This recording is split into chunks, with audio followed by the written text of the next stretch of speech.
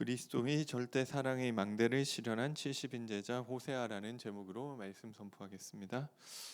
호세아 11장은 요즘도 그런 말 하는지 모르겠는데 제가 학생 때, 중학생, 고등학생 때 그때 설교를 들었는데 이게 구약의 사랑장이다 이런 식으로 얘기를 하더라고요.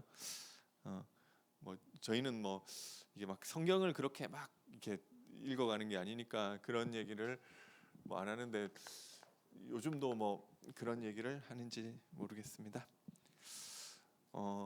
이게 성경의 큰 이야기는 이제 원래 인간에 대해서 이야기하고 있는데요. 하나님의 형상대로 지음받은 것이 원래 인간이라는 것을 이야기해 주고 있는 것입니다. 인간이 여기서부터 시작이 되는 거죠. 그러면은 하나님의 형상대로 지음받았다는 게 무슨 말이냐? 하나님과 함께 하는 거죠.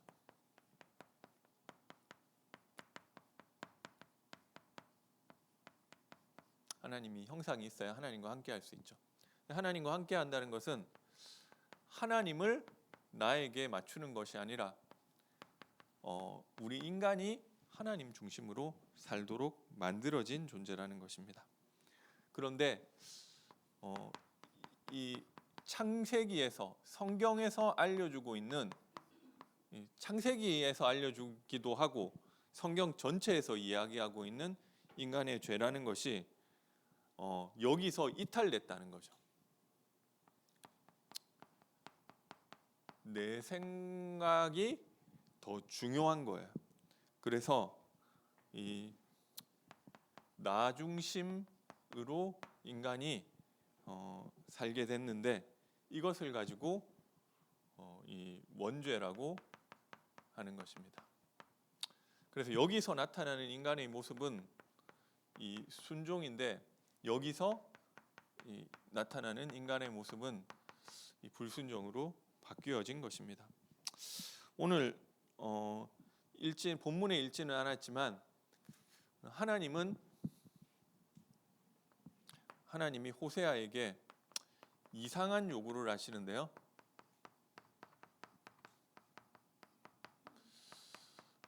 호세아가 어떤 사람인지는 모르겠지만 이 선지자, 당대 선지자 역할을 했다는 거 보니까 굉장히 경건한 사람이었을 가능성이 높죠. 요즘은 목사님이 많잖아요. 근데 이때는 시대에 1명, 2명, 그리고 어떤 시대에는 없었죠. 그러니까 그렇게 흔하지 않았던 것 같아요. 그런데 어느 날 호세아에게 이 여호와의 말씀이 임하는 그런 체험이 일어났고 이게 사람 자체가 좀 경건한 사람이었을 수 있지 않느냐 이렇게 생각할 수 있는 것 같습니다. 그런데 그 호세아에게 하나님은 뭐라고 하시느냐면은 1장 2절에 보니까요.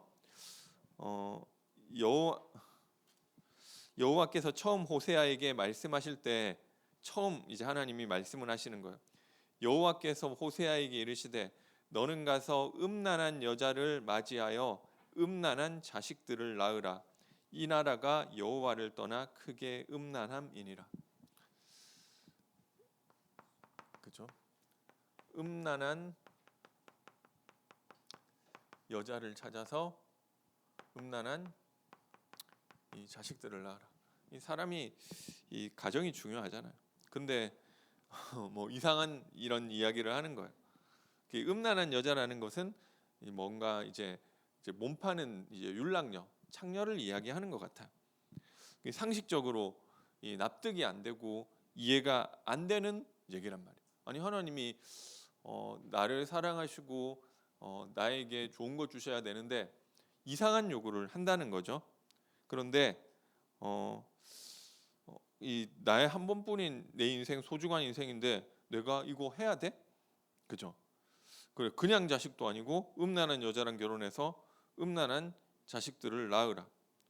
그러니까 이거를 그리고 자식을 낳았을 때 또 하나님 이름을 지어 주시죠. 그 첫째 이름을 이스르엘이라 해라. 이스라엘은 이 조금 후에 내가 이스라엘의 피를 예후의 집에 갚으며 이스라엘 족속의 나라를 폐할 것이라. 그러니까 이게 우리로 치면 뭐 이런 비슷한 장소가 최근에 기억나는 데가 없는데 대학살이 일어났던 장소예요. 예후가 이 말하자면 이 아합 왕에게 좀 반란을 일으켜서 이 수많은 사람들이 뭐 수만 명이 이제 죽었던 장소. 그러니까 우리가는 지금 세월호, 이태원 하면은 그 정도 하고는 좀 비교가 안 되는 것 같아. 거기 몇백 명 죽었잖아. 근데 거기 막 이 몇만 명이 죽고 막 그 사람들이 막 이 그런 하고 한다면은 사람들이 여기 딱 얘기 지명을 들으면 일단 끔찍하단 말이에요. 그 뭔가 이 뭔가 피 학살이 일어난 장소. 이 중국인들은 난징에서 대학살이 일어났던 거를 이제 되게 생각을 하겠죠. 근데 한국에는 아직 지금은 좀 제가 모르는 걸 수도 있는데 이런 거는 잘 없는 것 같아요. 근데 어쨌든 이 뭔가 이 예후가 아랍 왕과 아합 왕과 그 신하들을 학살한 장소. 그러니까 첫째 아들 이름을 이런 장소로 지으라는 거. 이 유대인들이 생각하는데 이 유대인 보고 자녀한테 야 너의 자녀 이름을 아우슈비츠라고 지어라. 그 유대인들 막 수백만 명 학살당했던 장소잖아. 그 생각도 하기 싫고 끔찍한 장소인데 이렇게 하는 거예요. 하나님 말씀을 하시는 거죠. 이 이스라엘 내가 그 피를 예후의 집에 갚으며 이스라엘 족속의 나라를 폐할 것임이라. 그리고 둘째는 딸이네요. 그래서 그 이름을 로루하마라고 해라. 노루하마는 내가 다시는 이스라엘 족속을 긍휼히 여겨 용서치 아니하리라. 이 긍휼을 받지 못한 자라는 뜻이에요. 그럼 이거는 사실 이 버림받은 자라는 거죠. 그 자식을 좀 낳았는데 야 너의 이름은 버림받은 자야. 이러면 너무 싫잖아요. 그리고 또 셋째를 낳았는데 어쨌든 이번에는 아들인데 좀 잘 낳은 것 같아. 이름을 로암미라 해라. 이 뜻은 뭐냐면은 내 자식이 아니다. 그죠? 그러니까 내 자녀가 아니다. 그러니까 여호와께서 너희는 내 백성이 아니요 나는 너희 하나님이 되지 아니할 것임이라. 그러니까 하나님 자녀 아닌 이 마귀 자녀다. 이런 거죠. 네, 자녀를 낳았는데 이게 좀 남의 인생 가지고 장난치는 것도 아니고 하나님의 요구가 너무 이상하다는 거죠. 그런데 여기에 대한 호세아의 반응인데요.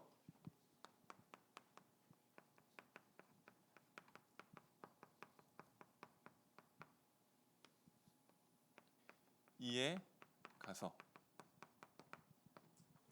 아무 말이 없어요. 아니 그래도 조금 그러면은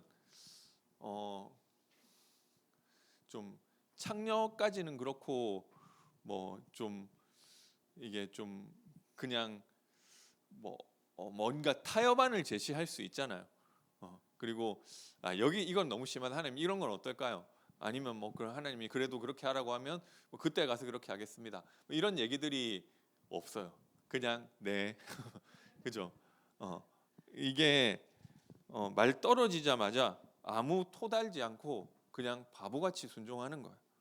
그래서 보통 뭔가 우리는 이게 하나님의 뜻인 것 같아. 아니면은 뭔가 하나님의 말씀이 내가 좀 알아지는 부분이 있더라도 내 생각에도 맞아야 그래 하나님 뜻이야 한단 말이죠. 뭔가 그래야 순종하고 이해가 돼. 그러니까 뭔가 하나님의 계획이라고 얘기를 하더라도 내 생각에 안 맞으면 순종하지 않는 게 보통 사람이에요. 그런데 호세아는 그냥 네, 그죠? 이 구약 성경의 이 최고의 이 순종의 아이콘이라고 할 수 있는 것 같습니다. 그래서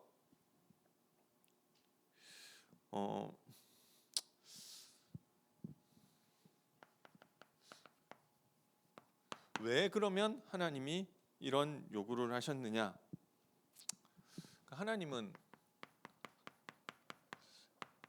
1장 2절에도 이야기했지만 하나님과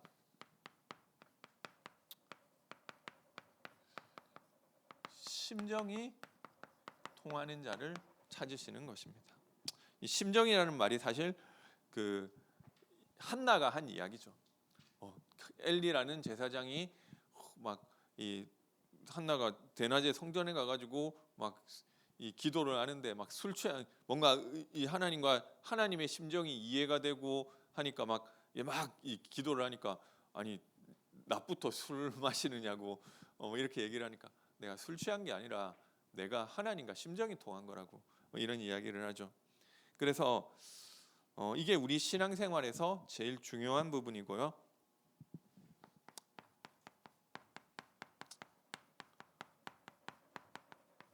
내 생각의 한계를 넘어야 하는 것입니다. 이게 하나님하고 계속 안 맞아요. 아니 이게 사실 열심히 한단 말이에요. 우리 신앙생활을.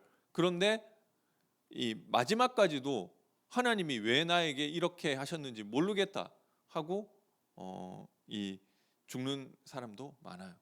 그리고 이 유대인들도 몇천 년 동안 모르고 있죠. 아니 우리는 하나님의 백성인데 왜 우리가 어려움 당하고 있고 왜 우리에게 이런 일이 일어나는지 모른단 말이에요. 그래서 우리가 뭔가를 하는 것도 중요하지만 하나님의 이 심정을 아는 것이 중요하고 그러려면 내 생각의 한계를 넘어야 돼요.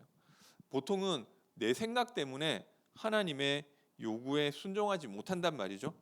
그래서 말씀보다 앞서는 내 생각은 내가 주인 돼 있다는 증거인 거예요. 그리고 나도 모르게 내 생각 가운데 사탄이 개입돼 있는 거예요. 내가 생각하는 내 생각이 아니라니까요. 그러니까 이 내 생각은 거의 다가 내 생각이 아니고 사탄이 주는 생각이라고 생각하시면 맞아요. 말씀에서 나온 거 아니면 우리 생각이 거의 그렇잖아요. 그래서 이 흑암 배경이라는 것이 있는 것입니다.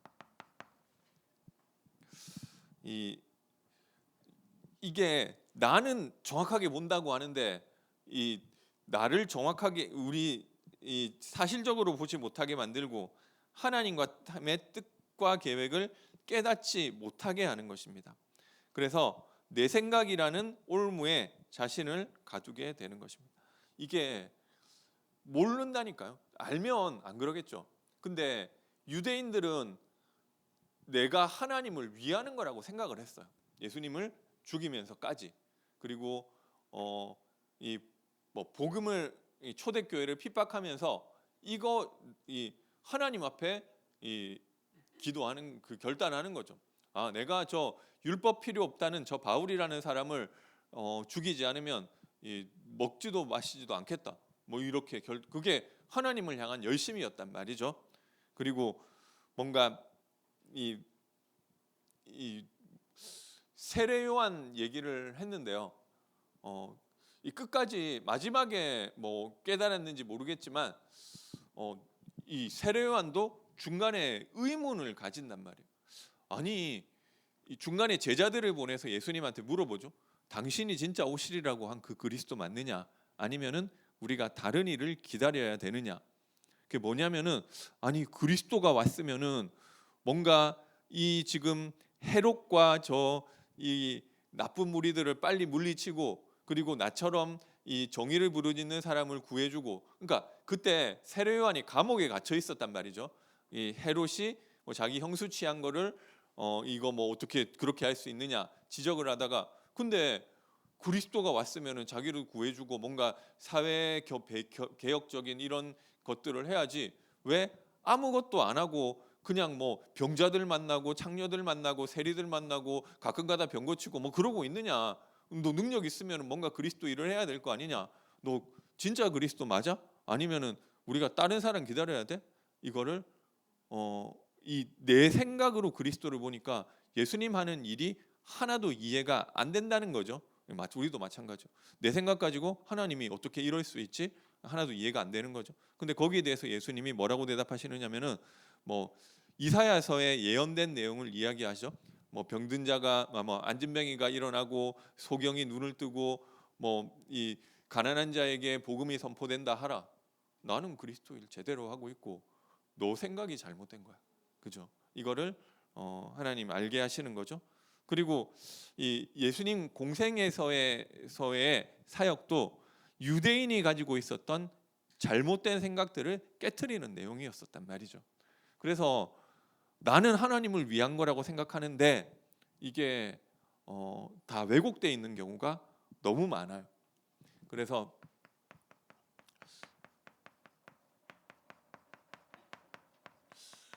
하나님의 생각은 이사야서 55장 8절 9절에 보니까요. 이는 내 생각이 너희 생각과 다르며 내 길은 너희의 길과 다름이라 여호와의 말씀이니라. 이는 하늘이 땅보다 높음 같이 내 길은 너희 길보다 높으며 내 생각은 너희 생각보다 높음이니라. 이게 내 생각하고 아니 내가 예수 믿었으면은 하나님이 좀 우리 내가 좀 이 자녀 때문에 힘들어서 예수 믿었는데 이 자녀 문제 잘 해결해주고 우리 집에 경제 문제 있는데 이런 것도 좀 잘 해결해주고 그 다음에 하나님이 내가 있는 이 건강 문제 이런 것도 좀 해결해주고 하나님 그래야 그리스도 모든 문제 해결자 아멘인데 하나님 왜 안 하고 있느냐는 거죠. 그러니까 거기에 대해서 하나님 하시는 거예요. 내 생각은 너희의 생각과 다르고 하늘이 땅보다 높음 같이 내 말은 너희의 길보다 높으며 내 생각은 너희의 생각보다 높음이라. 그래서 그 어떤 우리 교회 좀 어떤 중직자분은 그 얘기를 하더라고요. 본인이 생각했던 대로 이렇게 그 시기에 이런 응답들이 왔더라면 지금은 내 상태가 아마 안 바뀌었을 것 같다고. 그러니까 그분은 그 본인이 기도하시던 그 내용들이 계속 응답이 안 된 거예요. 그러면서 오히려 하나님이 주시는 진짜 응답 속에 들어가게 됐는데 그게 뭐냐면은 뭔가가 변화된 게 아니라 옛날에는 내 소원이었었는데 그 내 소원이 아니라 하나님의 소원이 좀 이제 붙잡아지고 내 영적 상태가 좀 변화됐다 그렇게 하시더라고요. 아무튼 이 우리가 하나님을 위해 위대한 일을 하기 전에 하나님의 심정을 알고 하나님의 생각을 이해하고 하나님의 시선으로 보는 것이 더 중요한 것입니다. 그래서 우리가 하나님의 심정에 공감해야 되는데요. 하나님의 심정이 뭐냐면은 호세아서에서 말씀을 해주시죠.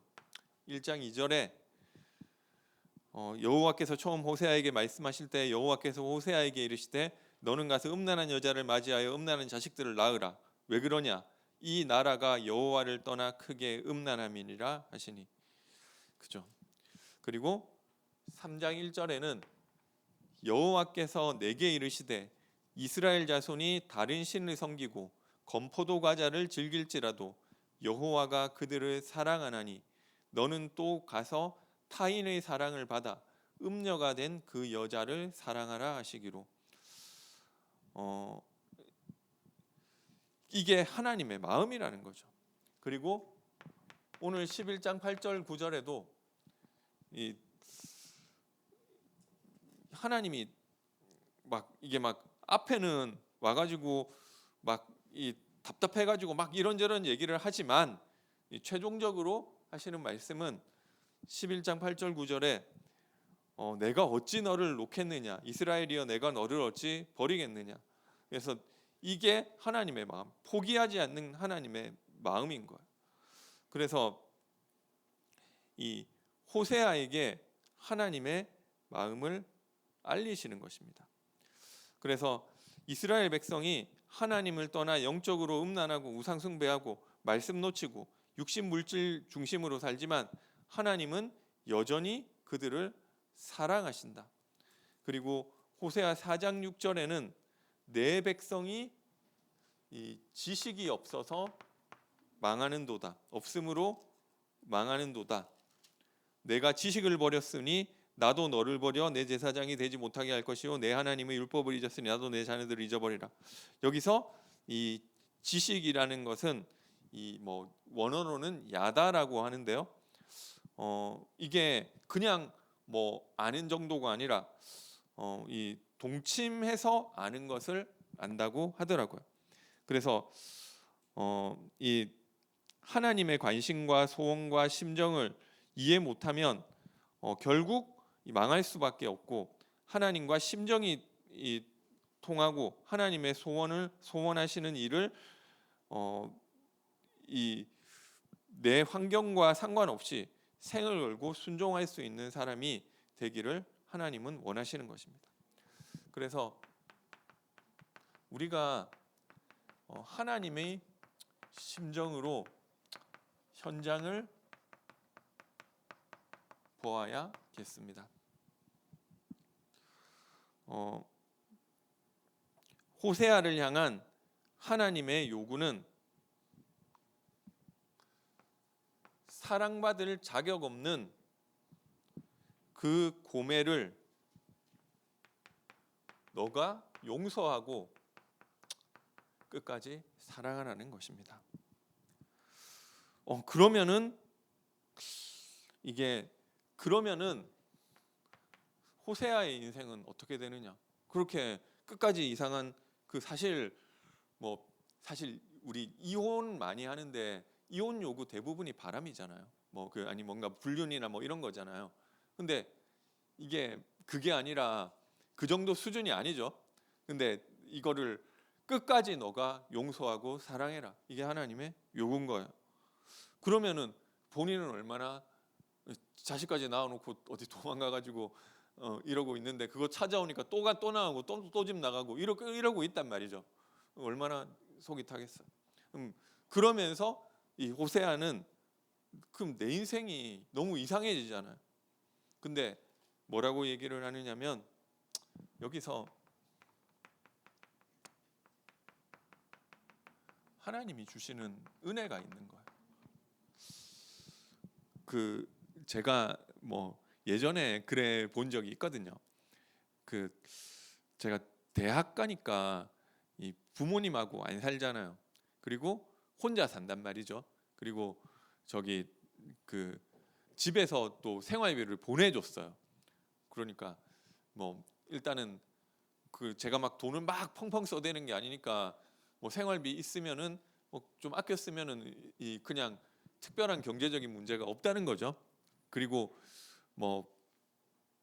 이 영적 상태 떨어지고 무너지고 그러니까 자기 하고 싶은 대로 다 하고 지냈단 말이죠. 그러면은 행복해야 될 거 아니에요. 그렇게 자기 하고 싶은 대로 늦게 일어나고 싶으면 늦게 일어나고 새벽에 자고 싶으면 새벽에 자고 지금으로 치면 유튜브 보고 싶으면 유튜브 보고 그때 막 PC방 가고 싶으면 PC방 가고 이거 하고 싶으면 이거 하고 술 마시고 싶으면 술 마시고 이거 놀고 싶으면 이거 놀고 그냥 솔로몬 같은 쾌락은 아니었지만 제가 그냥 제 나름대로 소소하게 할 수 있는 거는 싹 다 했다는 거죠. 그런데 하나도 안 행복해요. 근데 그게 그렇게 안 살고 내가 왜 이렇게 하고 있지라는 생각은 드는데 그렇게 안 하지는 못하겠어요. 왜냐하면 지금 상태가 너무 안 행복한 상태인데 그래도 그거라도 해야 약간 더 이게 좀 행복 비슷한 게 있잖아요. 근데 전체적인 행복은 계속 되게 낮은 것 같은데 그래도 그거라도 조금 더 해야 되고 그러니까 거기서 뭔가 늪 같은 데 빠졌는데 못 빠져나오겠더라고요. 그래서 이게 하고 싶은 얘기는 이게 그렇게 행복한 건 아니에요. 근데 안 행복한데 그렇게 안 하고 살 수가 없겠다 생각이 들더라고요. 그런데 근데 제가 예전에 막 은혜 받았던 게 있으니까 내가 왜 이렇게 살지? 뭐 이런 생각을 많이 했는데 결국 그냥 혼자 그런 생각 많이 했어요. 송충이가 솔잎을 먹고 살아야 되는데 내가 하나님 자녀인데 좀 이상하게 사니까 참 이게 지 하고 싶은 대로 다 하고 자기 나름대로는 막 하루 종일 재미만을 추구하는데 행복하지가 않구나, 그 생각을 했어요. 근데 이게 또 반대란 말이죠. 하나님의 말씀을 순종하면 내 인생은 어려워지고 불행해지고 어떻게 저렇게 막 그렇게 할 수 있느냐고 하는데 이게 호세아는 3장 2절에 내가 은 15개와 보리 한 호멜 반으로 나를 위하여 그를 사고, 이게 처음에는 하나님의 요구로 했단 말이죠. 그런데 그 고매를 용서하고 다시 살아오는 것이 내가 나를 위해라고 이야기하고 있어요. 그래서 이게 내 인생은 뭐 희생하느냐, 그게 아니에요. 하나님의 축복이, 그러니까 이거는 뭐 물질적인 것이고 그런 거는 아니에요. 그런데 그 안에 하나님의 축복이 예비되어 있다니까요. 그래서 사실 호세아 이렇게 너무 인생 가정이 이렇게 돼서 너무 본인은 행복했어요. 그리고 우리가 한 번뿐인 나의 인생인데 왜 내가 이렇게 돼야 돼? 그러니까 가장 한 번뿐인 우리 인생에 가장 가치 있는 것이 하나님께 쓰임 받는 거예요. 그리고 이게 원래 인간이 회복되는 부분이란 말이죠. 이게 뭔가 우리가 뭐 이 헌금 많이 하고 뭐 헌금 그렇게 많이 하면 힘들지 않냐? 아니면 뭐 이게 너가 그렇게 뭐 전도하러 다니고 이러면 너무 힘들지 않냐? 그 사람은 그렇게 힘들고 불쌍한 게 아니라니까요. 그 사람은 하나님 주시는 행복이 있다니까요. 그리고 왜냐하면 이 내가 회복되는 거예요. 가장 가치 있는 것이 하나님께 쓰임 받는 거잖아요. 저 사람은 복음 전환 맨날 전도하고 다니니까 너무 힘들었을 거야. 그 사람한테 물어보면 그렇게 얘기 안 해요. 하나님께 쓰임 받을 수 있어서 감사하다. 정상적인 사람이라면 그렇게 얘기해. 내가 이걸 뭘 많이 했고 너무 힘들었고, 이 사실은 좀 이상한 거죠. 그래서 이 빌립보서 2장 17절에 이 어떻게 보면 이 똑같이 바보 같은 순종을 한 이 바울도 그런 얘기를 하는 거예요. 내가 여기서 빌립보 감옥에 갇혀가지고, 이 감옥이라는 건 요즘 같은 그런 감옥이 아니죠. 만일 너희 믿음의 재물과 섬김 위에 내가 나를 전제로 드릴지라도, 그러니까 내가 나를 제물로 바칠지라도 나는 기뻐하고 너희 무리와 함께 기뻐하리니 이와 같이 너희도 기뻐하고 나와 함께 기뻐하라. 하나님 주시는 기쁨이 있단 말이죠. 내가 하나님이 나와 함께 하시고 내가 하나님께 쓰임 받는다. 그래서 인간은 그거 되면 다 돼요. 그리고 그거 할 수 있도록 하나님이 문을 열어주시기도 하시고요. 그게 호세아는 불행한 인생을 살았던 것이 아니라 하나님 주시는 행복이 있었을 거예요. 그 자녀들은 어떻게 됐느냐? 나와 있지 않지만 어찌 됐건 하나님이 책임지셨고 하나님의 중요한 계획 가운데 인도받았을 거예요. 어쨌든 우리 이 신앙생활에 제일 중요한 것이 하나님이 원하시는 게 그러니까 이거를 우리 다 비슷한 얘기예요. 우리 이번에 작년 임지식 때 유 목사님은 하나님 절대 계획이 나를 향한, 내가 중직자로 부름받았다면은 나를 향한 하나님의 절대 계획이 있을 것인데 너가 그거를 찾아서 인도받아라, 그 얘기를 하신 거잖아요. 그러면 나는 교회를 위해서 뭐 중직자인데 이 뭔가 헌금을 많이 하면 좋겠는데 나는 돈이 없고 내가 뭐 이게 전도도 안 되고 이러면 나는 교회를 위해 청소를 해야지 해가지고 막 청소를 많이 했다는 말 치면 그 사람 불행하냐? 아니에요. 사람들은 그렇게 얘기할 수 있어요. 뭐 그분이 이제 권사님이든 장로님이든 뭐 안수 집사님이건 막 권사님 뭐 이렇게 막 수고 많이 하신다고, 그거는 사람들이 그렇게 볼 수 있지만 본인은 좋아서 하는 거예요. 그죠? 이게 하나님과 심정이 통해요. 하나님이 보시는 것으로 보고 하나님이 생각하시는 것으로 내가 생각하고, 그게 신앙생활의 제일 중요한 거. 자기는 열심히 했는데 예수님 뭐라고 얘기하시느냐면은 나는 너희를 도무지 알지 못하느라 이런단 말이에요. 자기는 뭔가 열심히 했어. 근데 막 금식기도 하고 뭐 하고, 뭐 때문에 그렇게 했냐? 내가 이거 문제 있는데 하나님 해결해 달라고 그러고, 하나님하고 사실 잘 안 맞는 거죠. 그러면 뭘 열심히 해야 되기 이전에 하나님이 무엇을 안타깝게 여기시고 하나님의 심정이 뭐고, 그래서 하나님의 절대 계획이 뭐고, 그러면 내가 많은 일을 하지 않더라도 거기 종이 한 장이라도 거두는 거예요. 그게 하나님과 오히려 훨씬 더 맞는 부분이잖아요. 그래서 이 나의 걸 찾으세요. 그러니까 질문하세요. 그렇죠?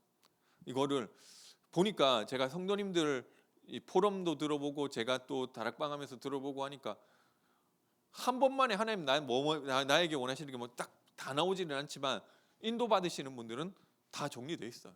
이거를 점점 하나씩 말씀 통해서 받으신 게 있는 거예요. 그리고 이 호세아는 모델이 사실 예수님이죠. 이 죽기까지 이 바보 같은 순종을 하셨던 분이 있죠. 너희 안에 이 마음을 품으라.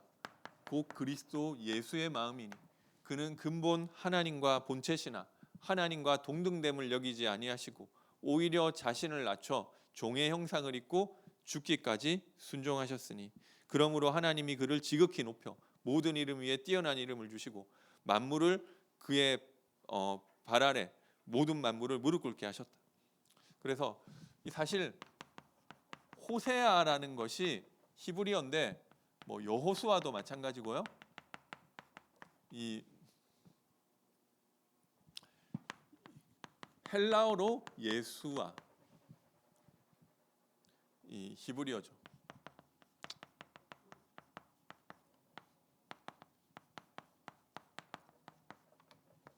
예수님이 불행했냐? 그 아니죠.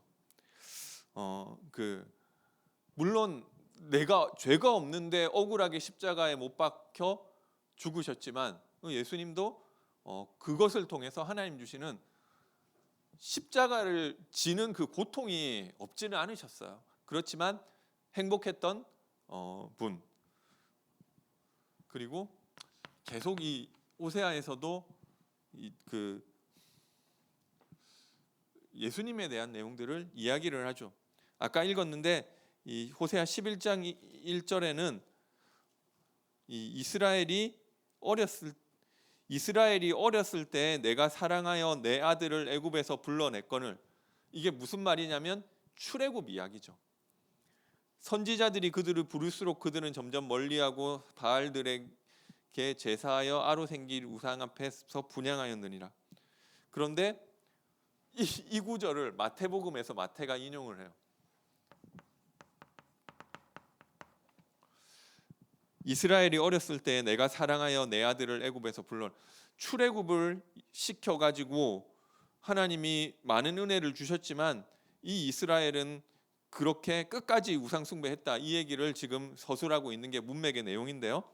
근데 마태는 이거를 구약 성경 구절을 끄집어내가지고 뭐라고 얘기를 하느냐면 이스라엘이 어렸을 때 내가 사랑하여 내 아들을 예수님이 애굽에 피난 갔다가 하나님이 예수님을 사랑해서 애굽에서 다시 이스라엘로 불러내신다. 이 문맥하고 하나도 안 맞는 해석이죠. 그래서 근데 그 당시 이게 지금 이런 식으로 해석하면 욕 먹어요. 근데 마태는 그렇게 했단 말이죠. 왜냐? 그거는 지금 그 당시는 1세기였으니까 그때 이런 식의 해석이 유행을 했어요. 이 마태만 그렇게 한 게 아니라 뭐 랍비들이 해석하는 것도 이 여기서 하나를 끄집어내서 아 이게 사실은 이 얘기야. 그러면은 우리가 생각했을 때 야 이게 문맥에 맞냐? 이거는 우리 생각이고 그 당시 사람들은 요즘 이렇게 하면 안 되죠. 근데 어쨌든 하나님이 그것까지도 다 활용을 하셔가지고 이때 그런 해석이 유행할 거라는 것까지 다 활용을 하셔가지고 그리스도에 대해서 이야기한 것이다. 왜냐하면 예수님이 얘기하시기를 모든 선지자의 글들이 나에 대해서 이야기한 것이라고 이야기하셨기 때문에 호세아 11장 1절에 이 출애굽한 사건 이 얘기를 하는 것 같지만 이게 사실은 참 이스라엘로 오신 예수님이 어렸을 때 애굽에 있다가 애굽에서 하나님이 불러낼 거라는 이 얘기를 하나님이 호세아의 설에 통해서 한 것이다라는 것을 확신하고 마태는 이 해석을 맞는 것처럼 지금 현재적 시각에서는 이상한 해석이에요. 근데 이거를 했다는 거죠. 그래서 이게 마태는 어떻게 설명을 하느냐? 애굽에서 예수님이 피난 갔다가 돌아올 것이라는 것을 어렸을 때 이 예언한 것이다. 예수님에 관한 이야기로 본 것이죠. 이거를. 그리고 호세아 6장 2절에 여호와께서 이틀 후에 우리를 살리시며 셋째 날에 우리를 일으키시리니 우리가 그의 앞에서 살리라. 이게 그냥 뭔가 회개하면 하나님께서 우리를 회복하실 거라 그 얘기예요. 근데 이게 우리가 이걸 그리스도에 관한 책이라고 호세아를 봤을 때는 이게 부활 이야기가 부활 예언이 되는 거예요. 그죠? 그래서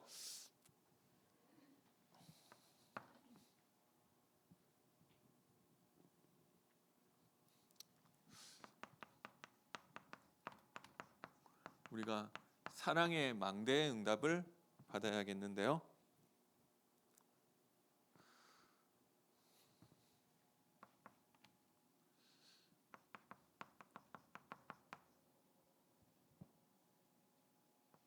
하나님의 사랑에 우리가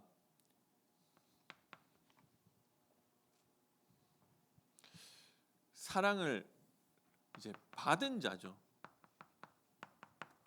우리가 아직 죄인 되었을 때 어떤 이게 하나님의 사랑 하는데요. 제가 저도 그럴 때가 있고 포럼하다 보면 그런 얘기를 하시더라고요. 하나님 나 진짜 사랑하는지 내가 잘 모르겠다.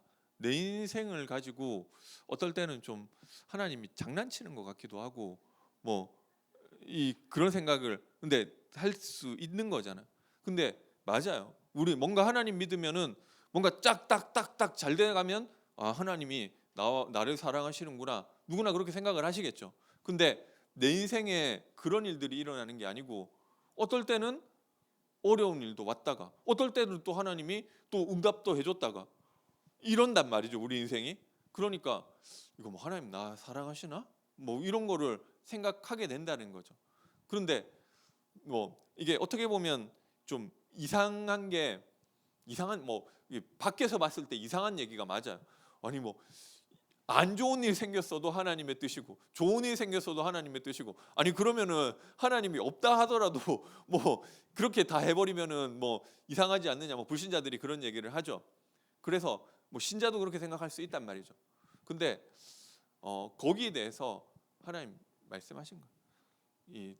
우리가 아직 죄인 되었을 때 하나님이 자기 아들을 십자가에 못 박으심으로 우리에 대한 자기의 사랑을 확증하셨다. 하나님 나 진짜 사랑하는 게 맞고 나에게 이 어려움 온 게 어떻게 하나님 나를 사랑해서 한 거고 자기 십자가에 예수님을 못 박아 죽이신 것이 하나님이 나를 사랑한다는 것을 믿을 수 있게 보여주신 결정적인 증거고 그렇기 때문에 나에게 일어나는 일을 하나님의 사랑으로 그러니까 이해가 안 돼. 우리 애가 있는데 우리 이 사탕 먹으려고 하면 못 먹게 한단 말이죠.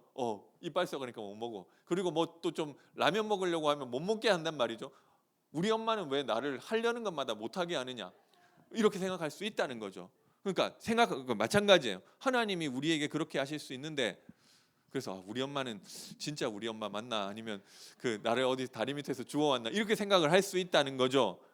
그러니까 근데 확실하게 우리가 믿을 수 있는 그 내용이 자기 아들을 십자가에 못 박아 죽이시는 것이 하나님이 우리에 대한 자기의 사랑의 확증이라는 거예요. 그러면은 나에게 일어나는 그렇기 때문에 나에게 일어나는 모든 일이 하나님이 사랑해서 주신 것이라고. 뭐 그 하나님이 좋은 것도 하나님이 사랑해서 그러면은 하나님 안 계셔도 그게 아니라는 거죠. 그 증거가 하나님의 그 그리스도께서 십자가 지신 것이다. 그리고 내가 하나님의 심정에 그 사랑을 받은 자로서 공감하면 사실 뭐 전도고 뭐고 얘기해도 나는 크게 뭐 내 문제가 더 급하잖아요. 근데 이게 되면 되는 것 같아요. 그래서 하나님의 마음이 이렇구나. 그게 알아져야 내가 사랑해야 돼. 왜 해야 되느냐고요. 뭐 하면 복 받아 이게 아니고 우리 마음이 하나님과 통해야 사랑을 할 수 있는 거예요. 그래. 그래서 이 사랑을 전달하는 은혜가 있게 되시기 바랍니다. 물론 여러 가지 사랑이 있지만 뭐 최고의 사랑은 이 전도죠. 생명을 영혼을 살리는 거니까.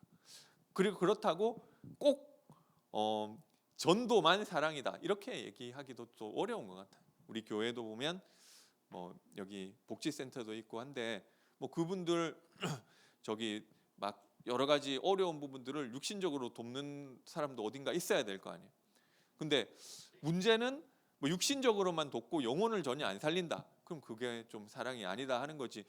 이제 이게 또 우리가 이제 너무 또 전도를 강조하다 보니까 그런 거 다 필요 없어 이런 식으로 얘기하는 경우도 있는데 그렇지는 않은 것 같아. 내가 돈으로 좀 도와줄 수 있으면 돈으로 좀 도와주고 돈이 안 돼 그리고 내가 뭐 이것저것 아니면은 말로도 좀 위로의 말, 뭐 힘주는 말을 할 수도 있는 거고 내가 또 뭐 이제 이 사람이 겪어보지 않은 거에 대해서 미리 좀 경험을 얘기해 줄 수 있으면 뭐 그런 것도 그 사람을 돕는 거고 뭐 여러 가지 방법들이 있겠죠. 어쨌든 이 사랑을 전달하는데 우리 핵심은 그래도 그 사람 영혼이 살아나는 거죠. 물론 뭐 이 사람한테 거지한테 10,000원 주고 식사하시라고 하는 것도 좋아요. 근데 그 사람은 거지 운명은 안 바뀌잖아.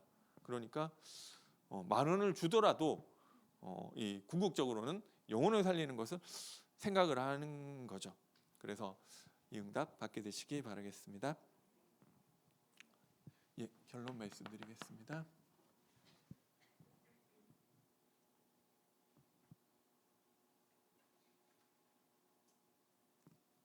그래서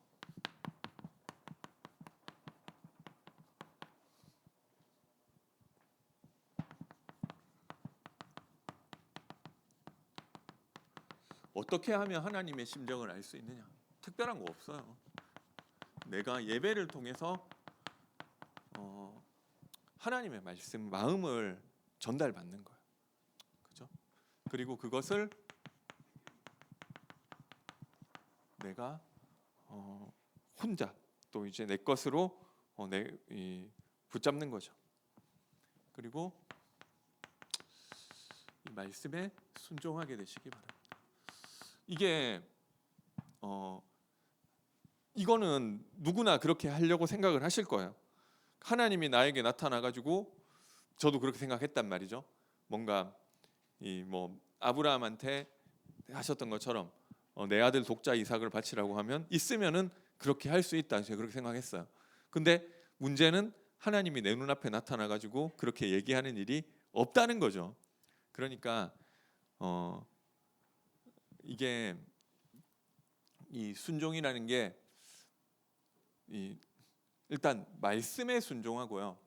하나님 말씀에 순종한다는 거는 알겠는데 말씀을 또 어떻게 적용하느냐가 또 이제 좀 달라지는 거잖아요. 그래서 그것도 이제 하나님 앞에 소통하고 질문하시는 것 같아요. 질문하면서 인도받는 것 같아요. 그리고 좀 교회 안에서 사실 좀 권위를 가진 그 분의 그러니까 결국 하나님이 눈에 보이는 게 아니니 이 담임 목사님 말씀에 순종하시면 되고요. 그래서 근데 목사님이 너무 좀 이걸 틀린 얘기를 하면 어떻게 하느냐? 하다면 그러니까 이 하다 보면 그게 진짜 틀린 거면은 하나님 목사님 생각을 좀 바꿔주실 거예요. 그러면 그때까지 목사님 돕다가 이게 목사님도 이게 기도하시는 분이시고 하니까 이게 계속 그렇게 가는 게 아니라 생각을 하시는 거죠. 그러면은 그거를 하면 되는 거예요. 그리고 꼭 목사님 아니더라도 있죠. 뭐 구역장이 됐건 이분이 그 좀 뭔가 조금이라도 권위를 가지고 있으신 분이 있으시면 거기에 순종하면 되는 거예요. 당연히 여기에는 뭐 이 자녀들이 부모님 말씀 순종하고 뭐 이런 것도 다 들어가는 것 같고요. 이 하나님께 순종한다고 하는데 이게 권위 가진 사람에게 하나님이 권위를 주셨다고 하는 거잖아요. 그래서 학교에서 선생님 말씀에 순종하고 선생님이 뭐 너무 막 이게 막 주일에 교회 못 가게 하고 뭐 이런 거 아니면은 다 하면 될 것 같아. 그게 하나님 원하시는 거고요. 그리고 우리 전도 운동 놓고 기도하시고, 우리 갑자기 생겼지만 갑자기는 아니고 뭐 광고가 금방 나갔지만 50을 9절 성경 암송 대회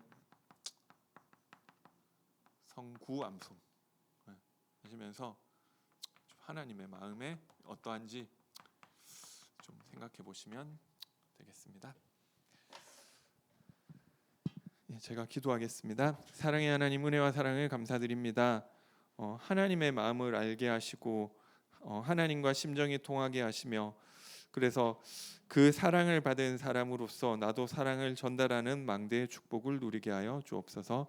예수님의 이름으로 기도드립니다. 찬송가 449절